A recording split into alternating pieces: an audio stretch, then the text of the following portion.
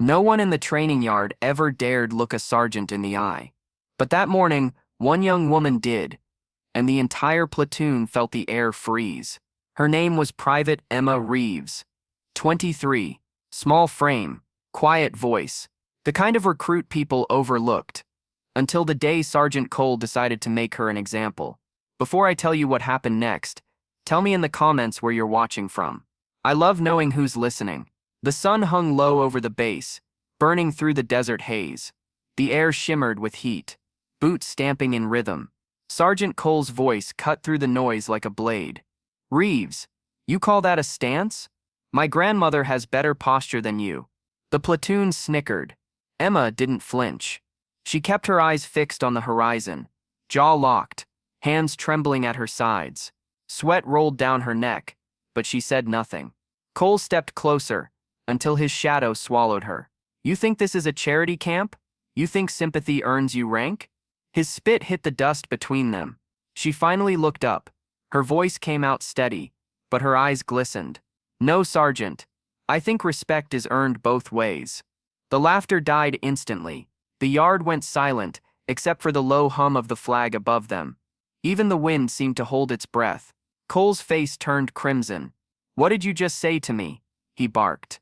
"Nothing, sir," she replied, though her voice trembled. "Just trying to do my best." For a second, no one knew who to pity more, the private who had just challenged her superior, or the sergeant who didn't know what storm he had just unleashed.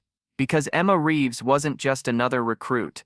She was the daughter of a fallen soldier, a man Sergeant Cole had once served under. A man who had saved Cole's life years ago, in Kandahar. But Cole didn't recognize the name on her tag. Not yet. That night, word of the confrontation spread through the barracks like wildfire. Some called her brave, others called her foolish. And while Cole barked louder at everyone else the next day, no one missed the way his voice faltered whenever Emma's name appeared on the roster. Days turned to weeks. Training intensified. One blistering afternoon, the squad faced its toughest endurance drill yet, a simulated extraction under fire. Dust, noise, chaos. Recruits dragging weighted dummies through the mud. Cole barked commands, his voice echoing through the canyon. Then disaster. One of the recruits stumbled, collapsing under his pack. A sharp crack echoed. The pulley rig gave way, sending a heavy steel beam swinging toward the training line. Everyone ducked. Everyone except Emma. Without thinking, she sprinted toward the fallen recruit, shoved him aside, and took the hit herself. The metal slammed into her shoulder, knocking her down hard.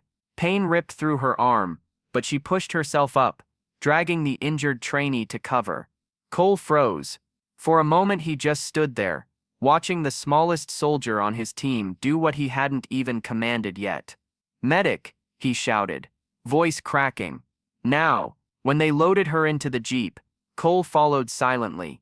The hospital tent smelled of antiseptic and dust. She lay there, pale but smiling faintly. "You shouldn't have done that," he muttered. She looked at him, eyes soft. "You taught us to protect the person next to us, Sergeant." "I was just listening." Cole swallowed hard. His gaze fell to the dog tag resting on her chest. "Reeves, J.D." The name hit him like a thunderclap. "Your father," he whispered. "He saved me once, in Kandahar." Emma nodded weakly. "He told me about you before he died."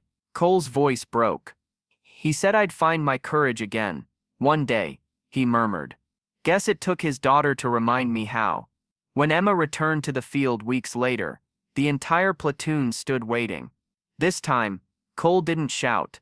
He saluted, and one by one, every soldier followed. Because that day, a young private had taught them all something their training manuals never mentioned. That real strength isn't loud. It's quiet, steady, and unshakably human. Because courage doesn't shout, it stands its ground, even when the world is screaming. And somewhere in that same yard where it all began, the wind carried her father's name once more, softly, proudly, like a promise kept. If this story moved you, don't forget to subscribe for more untold moments of courage, kindness, and justice, and share in the comments what this story meant to you.